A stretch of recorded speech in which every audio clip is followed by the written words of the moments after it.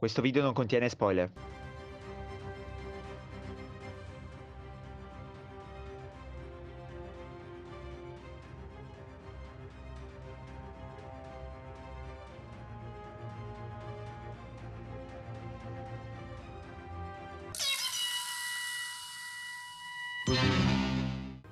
Come abbiamo già accennato, la storia di Gundam ZZ parte esattamente da dove si era conclusa quella dello Z.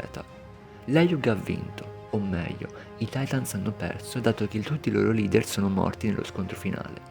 Tuttavia, anche l'Ayug ha subito un duro colpo. L'Argama è apparentemente l'unica nave superstite dell'Ayug, e dato che Camille è ancora in stato vegetativo in seguito allo scontro con Scirocco, Fa è l'unica pilota militare rimasta a disposizione di Bright.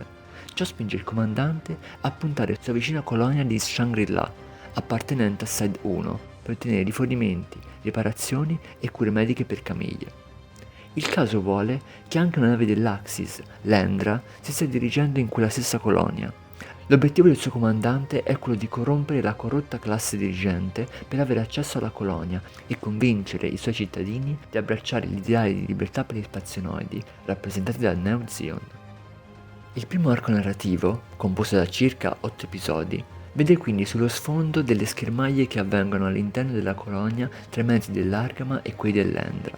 Tuttavia, l'obiettivo principale di questo iniziale arco è quello di presentare allo spettatore gran parte del nuovo cast di personaggi, ossia i ragazzini che, per un motivo o per l'altro, decideranno di salire sull'Argama e condividerne le sorti nel corso della serie. Durante la sua permanenza su Shangri-La, l'Argama è costretta a rimanere costantemente nascosta per evitare di essere individuata e attaccata dall'Endra, portando a dilatare il tempo necessario in termini di episodi per le riparazioni più urgenti. Alla fine l'Argama riesce ad abbandonare la colonia eludendo l'Endra e si dirige nello spazio per un rendezvous con la Vienne Rose, la stazione spaziale mobile sotto il controllo dell'Eyug, in grado di fornire alla nave dell'equipaggiamento necessario.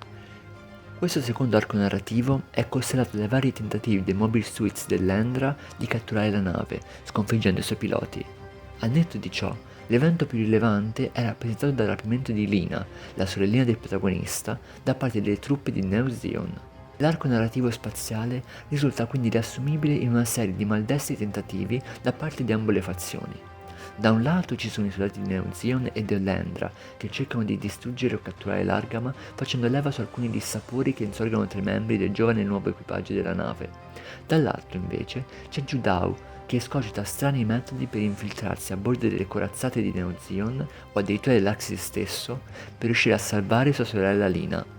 L'Odissea dell'Argama nello spazio prosegue tra una ricerca di riparazioni e una schermaglia contro gli uomini di Neo Zeon e, sorvolando alcuni episodi puramente filler, si arriva a quasi metà serie, quando Aman Karn, leader militare di Neo Zeon, decide che è il momento di approfittare del palese indebolimento della Federazione Terrestre per sferrare un attacco diretto sulla Terra. Ciò costringe anche l'Argama a scendere sul pianeta azzurro per cercare di contrastare le mire di Aman. Durante l'arco narrativo terrestre, l'Argama collabora con ciò che resta di Karaba per arginare le incursioni di Neo Zeon. Aman Khan si mostra desiderosa di vendetta verso i terranoidi che quasi un decennio prima avevano esiliato la sua gente nella fascia degli asteroidi, un posto desolato lontano dalla sfera terrestre. Lei adesso vuole il pianeta Terra per sé e vuole costringere la Federazione Terrestre a capitolare attraverso una vera guerra del terrore. Tuttavia, se da un lato Man, con tutte le sue forze, cerca di incutere paura nella popolazione civile e di schiacciare i rimanenti sostenitori dell'Eyug, dall'altro comincia a preparare il terreno per il suo dominio, puntando a convincere la corrotta elite aristocratica terrestre ad appoggiare la restaurazione della famiglia Zabi. L'Alto Comando Federale appare debole e corrotto, incapace di reagire alle provocazioni di Aman e arriva addirittura all'invasione di una trattativa con la dittatrice per cercare di saziare le sue mire espansionistiche. Toccherà dunque all'Eyug e a Karaba continuare questa disperata resistenza, mentre i federali tergiversano e le persone muoiono. C'è da sottolineare che probabilmente la federazione non ha neanche la forza di opporsi ad Aman, considerando che deve anche fronteggiare una guerra civile in Africa, dove l'organizzazione chiamata Fronte di Liberazione Africano intende conquistare la propria indipendenza rovesciando il controllo federale europeo. Alla fine Aman Khan torna nello spazio. luogo dove si svolge l'arco conclusivo della serie e, ovviamente, il tipico scontro finale. Difatti, dopo altri episodi caratterizzati dagli scontri tra l'equipaggio dell'Argama e i soldati di Neo Zeon che tentano, ancora una volta, di abbatterla, la serie si avvia verso la battaglia finale alle porte di Axis, dove, in seguito a un inaspettato e sorprendente colpo di scena, si compirà il destino dei vari personaggi di questa lunga e altalenante storia. La trama di Gundam ZZ è unica nel suo genere, all'interno della timeline UC. Infatti, non vi è alcun accenno ad eventuali eventi paralleli nello scontro tra Eyug e Neo Zeon. La serie si concentra esclusivamente sugli avvenimenti che coinvolgono l'Argama e in particolare il protagonista, Judao Ashta.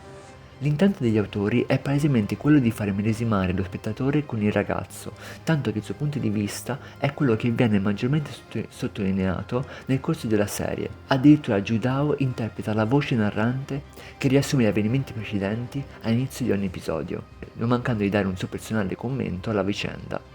敵になるタイプの人間というのはしつっこいんだ。パイロット上がりの指揮官はデーンと座ってりゃいいものを半完成品のモビルスーツで出てくるんだから、とりあえずって感じでやっつけちゃう。 Ma chi è Judao? Judao è un giovane quattordicenne che diventerà il pilota dello ZZ. È un ragazzino allegro e spensierato che vive su Shangri-La con la sorella Linea. Svogliato riguardo allo studio, mostra una certa predisposizione con le tecniche di pilotaggio dei Mobile Pod, con cui recupera relitti spaziali che poi rivende ai robivecchi della colonia. La sua maturità lo porta spesso a cacciarsi nei guai, specie quando ciò si traduce in scontri con l'autorità di turno, spesso rappresentante del mondo degli adulti, verso il quale Judao nutre un profondo risentimento. Insieme a lui sull'Argama saliranno i suoi compagni di Shangri-La, ossia El Leviano, Mondo Agake, Lino Abav, Bicha Oleg e, come già accennato, sua sorella Lina. Elle è una giovane tosta e determinata, che non ha un vero ideale politico. Ciò che infatti l'ha spinta sull'Argama e che l'ha fatta diventare una pilota è lo spirito di amicizia che la lega ai suoi compagni e la porta a dare il massimo per difenderli.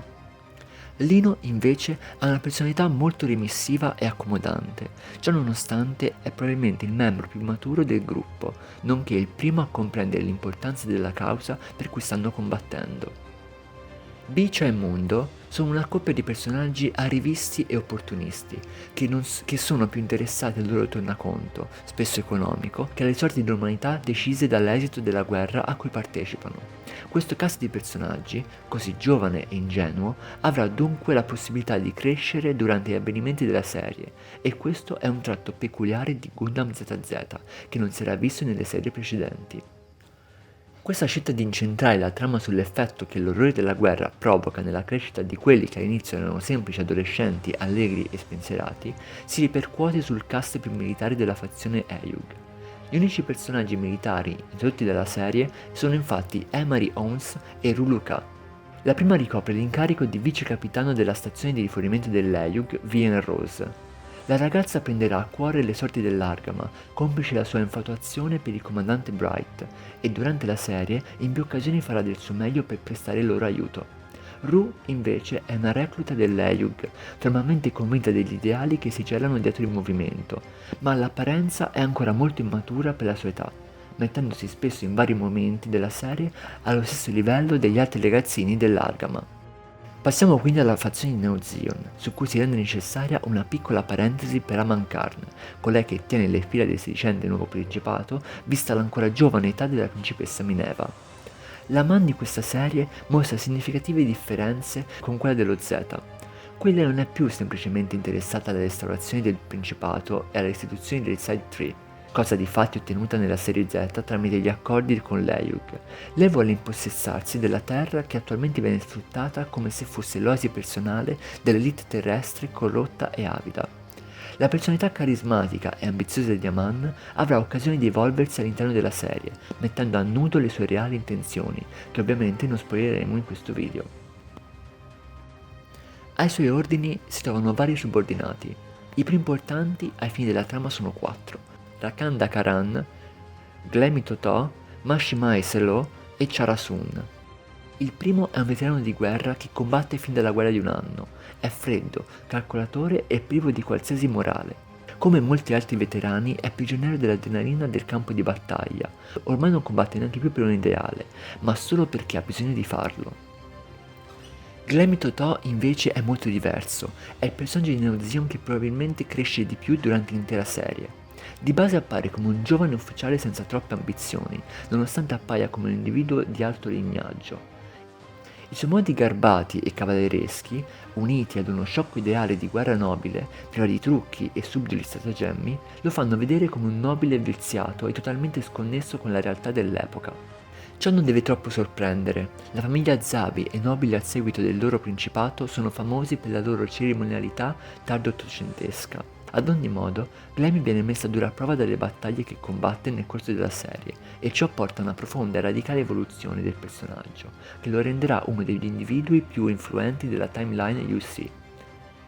Mashimai e Chara sono invece l'asso della manica di Aman Karn. Entrambi sono dei cyber new type, quindi dei new type artificiali ottenuti tramite condizionamento e assunzione di psicofarmaci sulla falsa riga di quelli schierati dai Titans nel conflitto di Grips. Sembra che la scienza non abbia fatto progressi in questo campo, dato che entrambi appaiono fortemente instabili e, a tratti, del tutto fuori controllo. Questi due personaggi sono estremamente devoti alla causa di Aman, ma vi è da interrogarsi sulla loro reale natura. In più di un'occasione, Mashimai dà prova di grande nobiltà d'animo e di un idealismo quasi pacifista, come quando ha provato, su Shangri-La, a evitare di coinvolgere i civili della colonia nello scontro tra Lendra e Largama. Chara, a netto del suo supplemento della personalità, mostra anche tratti di timidezza, innocenza e insicurezza.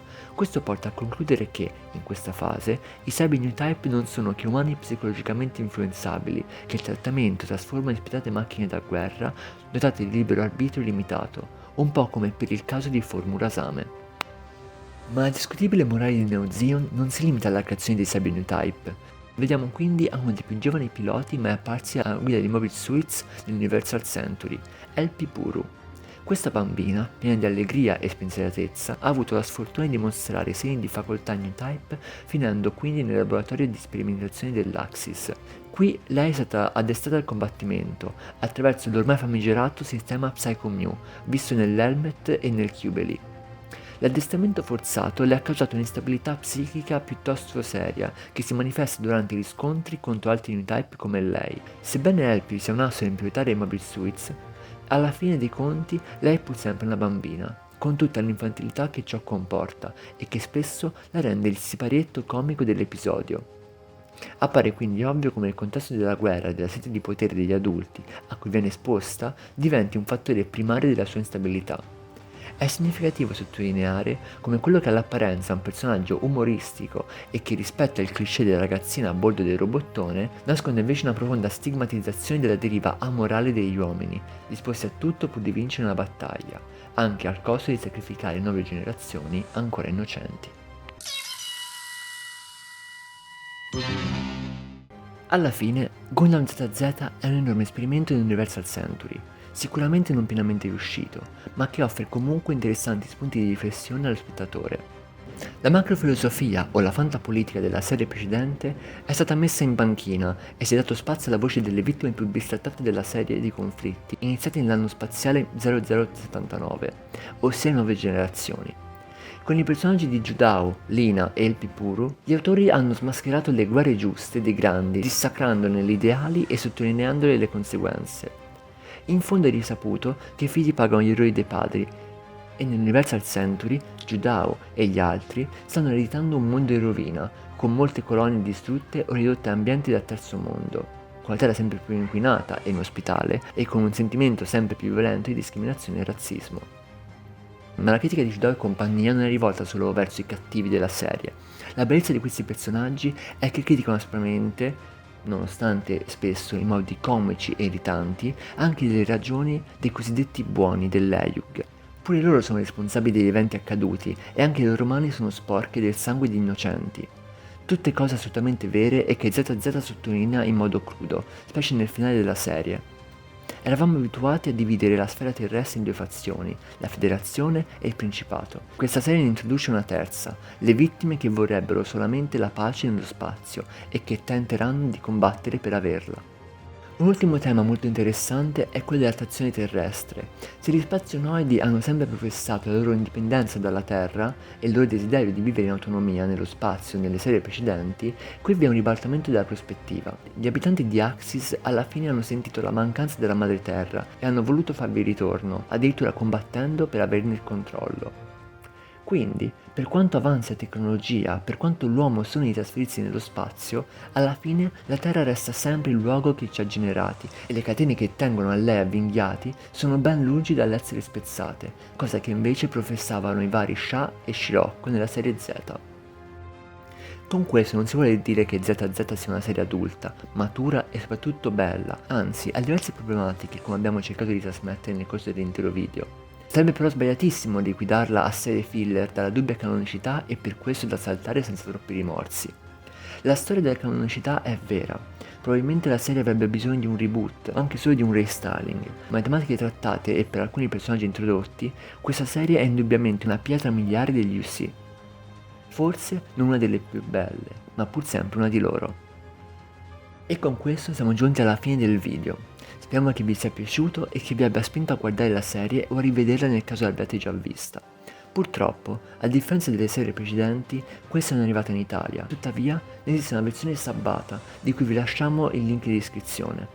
Comunque, vi chiediamo di lasciare un like e un commento, come feedback da prendere in considerazione durante la scrittura dei prossimi video. Ringraziamo inoltre i gruppi Facebook che ci hanno contribuito a dare visibilità al canale, tra cui Goldrick e Gundam Collection, Gundam Core Community, Gundam Universe e Gundam Italian Club. Potete seguirci sulla nostra pagina Facebook e su quella Instagram, nella quale pubblicheremo aggiornamenti sui prossimi video o altre curiosità sul mondo Gundam, in particolare sull'universo UC. Saluti e alla prossima!